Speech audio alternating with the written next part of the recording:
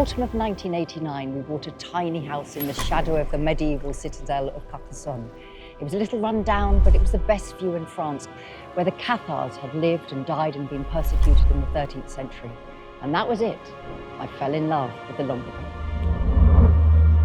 In 1208, a crusade was preached by the Catholics of the north against the Cathars of the south, and by 1244 they'd been driven back to the citadel of Mosse in the Pyrenees. We know that just before the citadel fell, 2 men left carrying the Cathar treasure. But the third we don't know. Could it have been a woman? We also know that 700 years later, the Nazi Grail hunters came looking for the Cathar treasure. They never found it.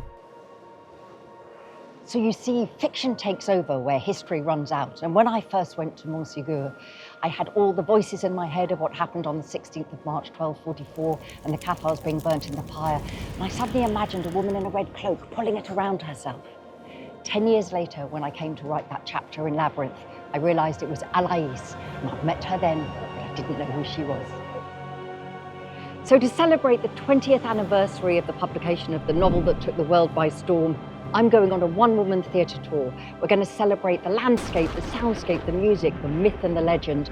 So join me on the 4th of April at the Mercury Theatre in Colchester, and together we'll unlock the secrets of the Labyrinth.